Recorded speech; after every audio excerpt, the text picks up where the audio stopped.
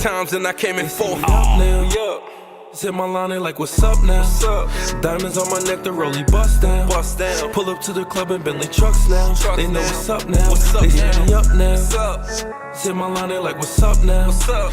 Diamonds on my neck, the rollie bust down. Bust down. Pull up to the club in Bentley trucks now. They know now. what's up now. What's up now? Yeah.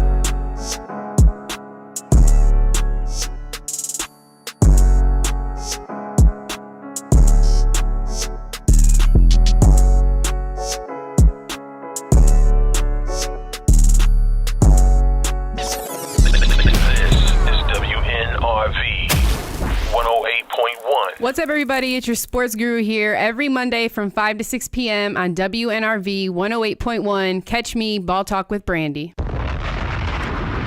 Welcome back to Ball Talk with Brandy. I told you guys to stay tuned because if you were a Cavs fan, I was going to have one of your guys' favorite people in the building. So everyone, please welcome to the show, Daniel Booby Gibson. How are you today? Thank you for joining me. I'm doing good. I appreciate you for having me. I'm excited about it. For sure. I know we took a few times to get you here, but I'm glad you were finally able to pick a day and you were able to come out. So we're going to back up a little bit and start back to, you growing up in Houston. So how did that decision come about to go ahead and play for the Longhorns instead of other schools? Well, I guess if anybody know me, they know I'm like big on family. Like that's just been my whole thing. So coming out of high school, I obviously had like a lot of big schools like reaching out to me, like your Kansas, Duke, North Carolina, and it was cool to have them coming to the hood of Houston and like the head coaches come walking down the hallway. But I kind of always knew that I didn't want to go too far away from my mom, and so going to UT, it gave my dad, my mom, and my family the opportunity to come to all my games. So that was like the deciding factor at the end of the day why I chose to kind of stay close to home and stay in Houston. Stay in Austin, which is 2 hours from Houston. So you had a good college career. You had the most three-pointers in a season. You played 2 years there, and then you decided to clear for the draft. So how was that decision like, deciding that you wanted to go to the league? I guess my journey was a little tricky because when I did decide to go to Texas, it was with a guy named LaMarcus Aldridge who retired this year. He was in Dallas, and we played a basketball game together, and we both scored like 45. And so after the game, we Bron and D-Wade and them did, and what is that, 12?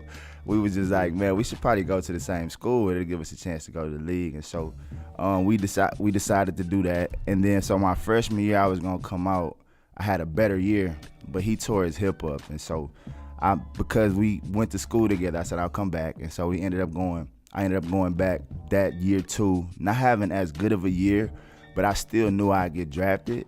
And the best part about it was I ended up getting the opportunity to work out for the Cavs, them being my second workout. And I just had like the craziest workout of my life. Like couldn't miss a shot.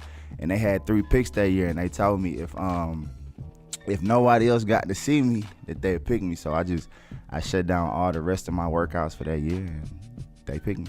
So you got drafted by Cleveland in the second round. What was that moment like when you got drafted? I still get like goosebumps, right? Like just thinking about it. Cause my grandmother, she passed away before I made it to the league, but she was actually there for when they called my name. So that was cool. We did it at her house. And yeah, in the second round, it's not guaranteed. So I'm just sitting on the couch waiting for that call, but also knowing that not only once that they can still pick me, but I can still get cut. So I still knew it was work to be done, but just to let my grandmother know and my parents know that like our life is gonna change, at least for like 2 months first before I got it done. It was a moment I'll never forget. So what was it like, coming up here to Cleveland from being in the South in Texas? Shell shock. Like I'm talking about, I hadn't probably ever seen snow a day in my life, other than like if we played in a city like Nebraska and it was snow when we landed, but never to like drive in it. So my first year, I was ready to leave. I was ready to go back to Texas, find some sun, and find like a clean road. But the city kind of like embraced me from the moment that I got here. Mm-hmm. So they like made me comfortable with like just working through it. And so I ended up falling in love with the city and figuring out how to drive in the snow. It was better. I started off with like a two-wheel drive Mercedes. That was like the worst decision I could have made in my life. Right. But I survived, got a 4-wheel, got me a truck, got me an Escalade, and yeah, I was cool after that. So it's your rookie year in Cleveland. Had to be pretty memorable coming here. You guys made playoffs. But what was it like being able to go to the finals, your rookie year? I mean, dream come true. Like you don't really think that it's gonna happen that way. You just think that you're gonna try to earn your opportunity to play. And what ended up happening was playing with LeBron that first year. We're only like maybe 2 or 3 years separate from age. So me coming in, we were kind of close already, and so I was able to like work out with him even when I wasn't getting in the game. And then that whole year, our relationship got closer, and he started to trust me, and I could tell that he was kind of letting them know that we had like some older guys, so like maybe give like the rookie a chance. Like I think he deserved a chance, and I got a chance during that season. And then in the playoffs, he gave me we were playing against the Washington Wizards, and he gave me a chance in that early series, and I made some shots, and then he kind of started to take Eric Snow out of the rotation and kind of put me in it, and from there it just turned into like probably, I mean, I played great basketball, but I had like a real string of good basketball games together during that playoffs that I feel like it was almost like divine almost, because I just feel like the scenario was set up for it to happen, and if you don't take advantage of that moment, you really don't get that opportunity again, because I never went back to the finals. So that was the moment, and yeah, I took advantage of getting that opportunity. So we may have just talked about it, but what would you say was your most memorable part of your career? For sure, our Game 6, Detroit Pistons. It's the game to go to the finals, and and Bron the night before had just scored like 29 straight in overtime. So we knew that they were gonna double team him and do all that. So it's like, who's gonna step up the next game, man? I was excited for the opportunity. I ain't know it was gonna go that good, but literally came out, couldn't miss a shot, and they kept finding me. And that probably was like the best moment ever, because after that game, my grandmother, people always ask me where I get the name Booby from. My granny gave it to me as a kid, and then that night, just hearing the whole arena kind of call it that night, it was just really a dope way to kind of honor her, because like I tell you, she never got to see me play. So like that was probably the best moment of my basketball career altogether. So you came to the team, you guys had your run in playoffs for a few years, and then 2010, LeBron leaves to go to Miami. You guys kind of had a year of figuring it out, and then the next year, Kyrie and Tristan were drafted. So how was it like, playing with them their first 2 years of their career? It's cool, right? So like we just talked about like me going to the finals and me being like at the top of the mountain. Then when Bron leave that next year, I think we might have lost like 25 games in a row. So now we're at the bottom of the mountain, but I was able to, right, we get the first pick, we get Kyrie, we get Dion, we get Tristan, and I'm able to kind of show them now what I learned from LeBron going to the finals. I'm able to show them like the work that it takes to just become a good professional, just to give yourself a chance to be great in this league. I was able to kind of show that to them early. That's why me and Kyrie are still good now. Tristan and even Dion, like those are my rooks. And so like the experience was great. It was just tough kind of going from winning every game to like having a fight to win 20. But I think that's kind of where me and the city of Cleveland kind of just developed that relationship at, because it's like I was there for the great times, I was there for the bad times, and I was still the same and they were still the same. They still cheered for us the same, and I still played just as hard. So how was it like then in 2016 being able to see LeBron, Kyrie, and Tristan all win Cleveland's first ring? I cry. I wish I was. I shed a little thug to that tear when it's like right about to come out, Right. but you don't let it come out. I definitely shed that tear just because I just know the city of Cleveland deserved it. Like they stick with their teams through and through. It's a real sports town, so I just knew that just thinking of that parade, I was able to come to the parade. Like I knew that was gonna be a moment that they deserve, and me starting at the bottom and seeing them get to the top was a real special moment. So like you said, during your 7 years, you were able to experience, what it was to win, what it was to lose, and also face some injuries. So what would you say was the biggest thing you learned throughout your time playing? Just be in the moment. I feel like everybody's journey is different.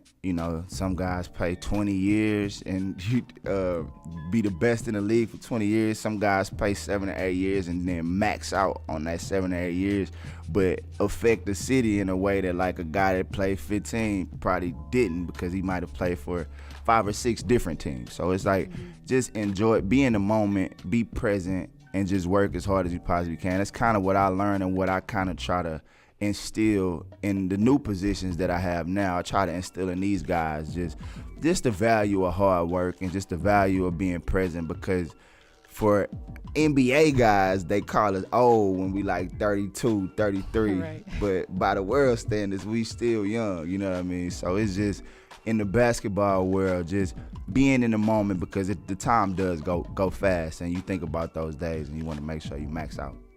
So during your last season, you did suffer your ankle injury, and then you took some time away, and then you decided to retire. Kind of left Cavs fans confused, but what was that recovery process like for you, and then deciding to go ahead and retire? Yeah, so for me, it was like, people probably felt like there was a moment where like I disappeared, but it was really just me going through like, it's a term that I found out going through my little therapy, that it's called like Olympic depression. It's like where your entire life, like you've done this one thing that's what everybody is like praise you for, and it's become your identity, and now you are just yanked out of it without having any like safety net to land on, and you got to kind of figure it out from there. And the outside world is kind of looking at it like, man, you got like $50 million, like you shouldn't be mad or thinking about what's next. But it's like, for a competitor, for somebody that's invested so much into it, you just don't really know where your value is at in the world outside of that, because that's kind of how you've created it. So that's kind of what happened after I broke my ankle. Well, it started when I broke my ankle to finish that season, and then I was a free agent, and to try to come back, I hurt my back and my knee, like just through the process of recovery. Kind of like Clay did a little bit, but Clay hurt his Achilles in the preseason. So imagine him doing that before the preseason came up. You would have never saw him either for about 2 or 3 years. And so at that point, I just felt like my body wasn't the same no more, and my mental wasn't in it as much as it was. So that's when I kind of decided to detour. But again, God's blessed me with a few different skill sets to be able to manage. I just had to get out of my own head and get out my own way, and just started to do some entertainment. But eventually, I ended up right back in basketball at the end of the day. So you talk about, after basketball, turning to some other passions. What made you want to step over into the music side, becoming an artist? It was really because I'm not really like, I'm talking to you because we on the podcast right now, but like I really don't share like a lot of the stuff I'm sharing with you. I really kind of keep it out of myself, and I've always been like the strong one, the one that just figures it out. And so for me, I just it was just my way of having a place to just clear my heart, clear my spirit, and clear my mind. And I've always had the ability to write. What a lot of people don't know is, coming out of high school, I was like salutatorian. I was second in my class, or finished sixth in my class. I could have went to school on an academic scholarship, but when you play basketball, that's really all they care about is just put the ball in the basket. And so I was able to use that to kind of as my therapy.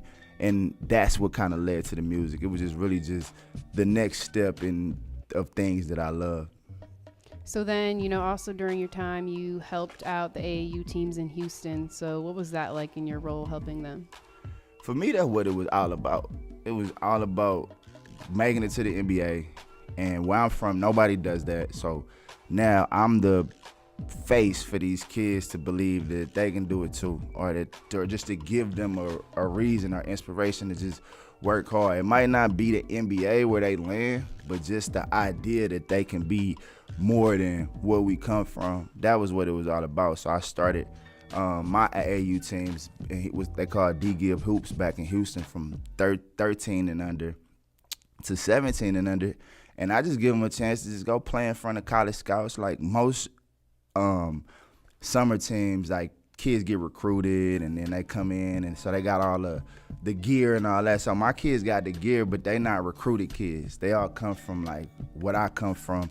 But teams in the city scared to play against us because like we play like, you know, like you better bring it or we gonna like rip your heart out type. And so like for me, the whole point of making it to the NBA was to be able to do that for them and give them an opportunity to take care of their family or be successful in life. That was what it was all about.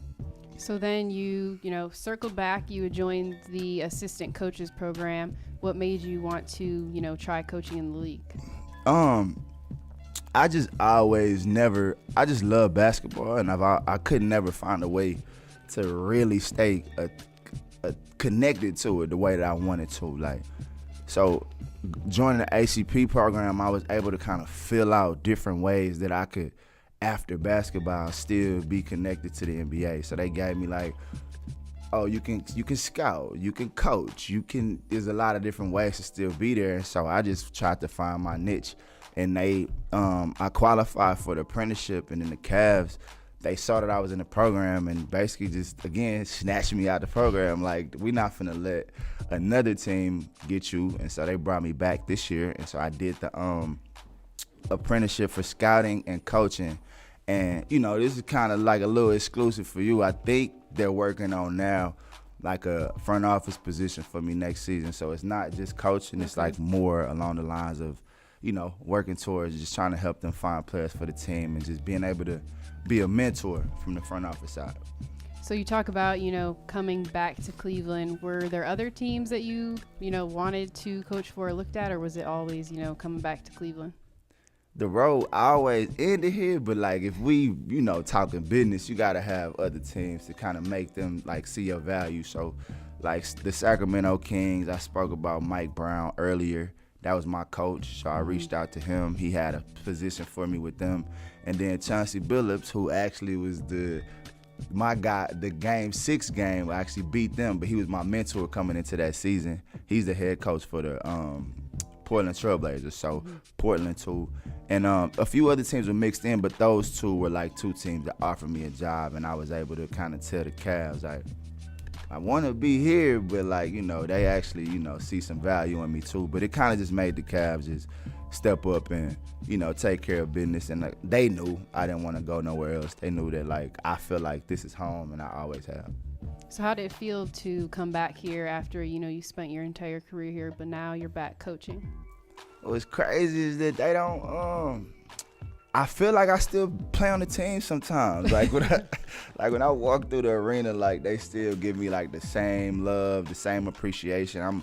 And I get them the same love back. And so experiencing that for a year now, I just don't feel like I can be anywhere else. Like the sales pitch that I gave the Cavs about the position that I wanted for next season, that like the title of it was Cavalier for life. I just don't feel like I would have the same effect trying to tell a player what to do without like having like a couple banners on the wall. I got a couple banners on the wall. I've won a couple games out here, so got a little respect, and I think like this is just the best place for me to have the most impact on these guys trying to make it to the NBA and then, be the best player they can be.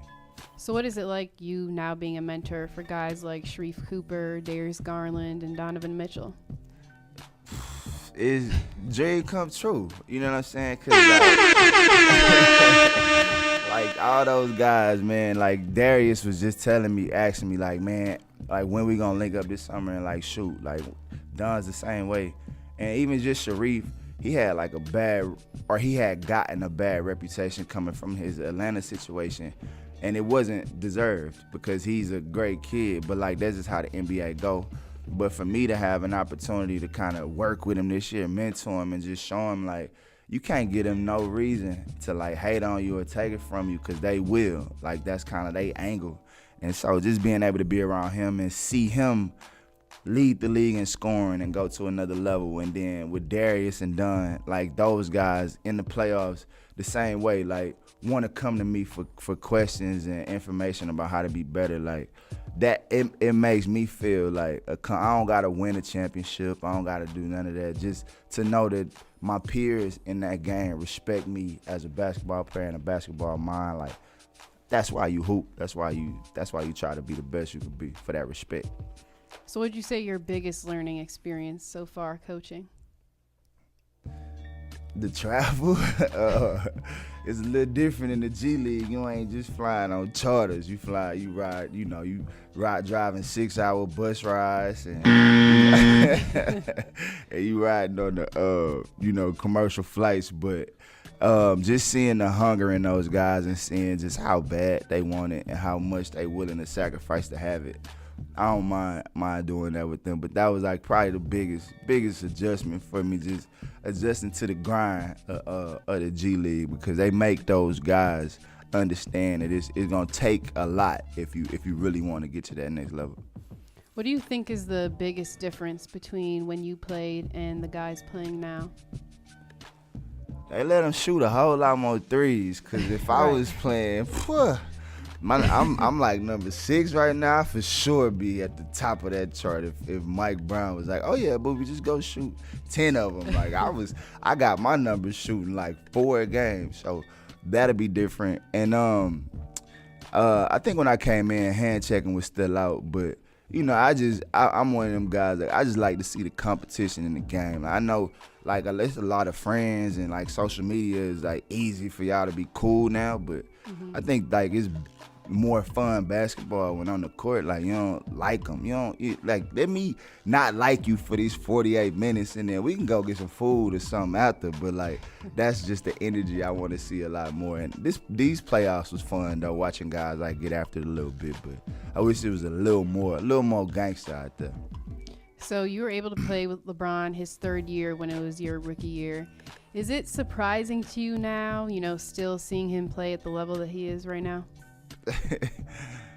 I can't even say it's surprising, because like, I used to check his locker to see if he had like a little battery pack or like some vibranium or something in his seat, like cause he would just walk in the gym, don't stretch, and just like East Bay, go straight through his legs and just dunk. It's like, bro, like who made you and what factory did you come from? So I ain't surprised that he's doing it this long, because he cares enough about it to like take care of his body. On top of taking care of his body, he was born with a 6'9", 250 frame, so that's a blessing for him. So not surprised, maybe surprised at the fact that he's still averaging like 30 at 40. Like that's crazy to even think about, because if you think about all the other legends, they all like tapered off way before that, so it's special to see. So the NBA draft is in about a month. What would be your advice to those players getting drafted? Man, just have fun with it. Just have fun with it. Like, embrace this moment, embrace this opportunity. If you really think about it, it's probably harder to make it to the NBA than it is to hit the lottery. Like, it's 450 jobs that are already taken, actually, and you gotta like come in and get somebody's job, and they only giving 30 of them guaranteed every year. So for these guys, man, the process is hard and it's tough for everybody, but I always tell all the players that I come across, if you get lost in just the work and the opportunity just to even be in those arenas, like, and just get lost in working hard, you'll get an opportunity to play, whether it's the NBA, overseas. You'll get your opportunity to play basketball, because it's a lot of basketball across the world, so, and it could take care of your life or your family for a long time. So betting came legal in Ohio January. It's big thing all over the world now, but how do you feel about people betting on games? I mean, get your money. You know what I'm saying? Get your money. I know. I don't. I know they say it's against the rules for us, but I feel like if you feel like you know basketball, and I mean, it gives you like a little you want to watch the games a little more when you got a little something at stake, or somebody want to score a couple extra points. And I mean, I'm a big fan of the league, so any way we can get people to watch the games more, do your thing. It don't make me none. So we talked about one of the big differences now for players is social media. So wanted to get your opinion on everything we've seen recently on social media with Ja Morant. Man, it's tough, man. It's tough because, we all come from that, and it's different. I can imagine if, like, when I first got to the league, if we just had our phones and our cameras out, same way, like, probably wouldn't be to that extent. I think that with Ja, it's legal to tote, it's legal to carry, but at the same time, it's illegal in our league to be seen moving like that because we don't represent that as a fraternity and as a brotherhood. So for him, he just gotta just kind of, I call it 007. Like, when it's time to work, you go to work and you do what you gotta do. And whatever else you do off the basketball court, that ain't for live and it ain't for nobody else to see. So I don't judge him. I don't say he's a bad guy because he's made mistakes or he's, been seen like that. I just hope that he put some people around him that don't put him in them situations, that care enough about him to make sure he cool. And anybody else is in those situations, just, respect the game and know that, like, them guys up top, they really looking for an opportunity to take that check from you. So, you got to protect it and protect your family.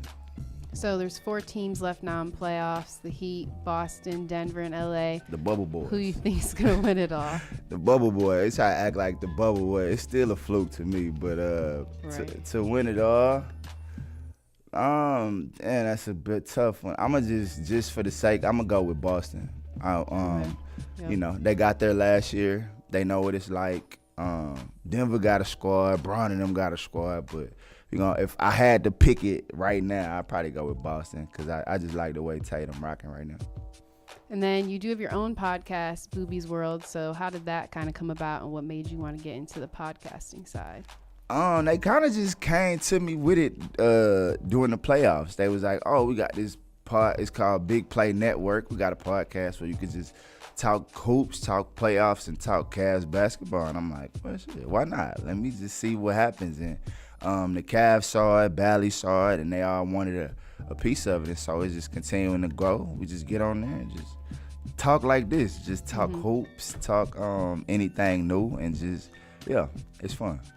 So that is all the time we have today. I want to thank you for coming on, but before you go, let everyone know where they can listen to your podcast, follow you on social media and all. Well, the podcast is Booby's World Show. That's on Twitter and on Instagram. And my Instagram is Booby Gang. And that way you can find me. I spend most of my time in the gym, but other than that, that's my gram. That's where I'm at. All right, everybody. This was Ball Talk with Brandy. I was here with Daniel Booby Gibson. Make sure you guys tune in next Monday. You guys don't know who'll be pulling up. This is Ball Talk. This is WNRP 108.1.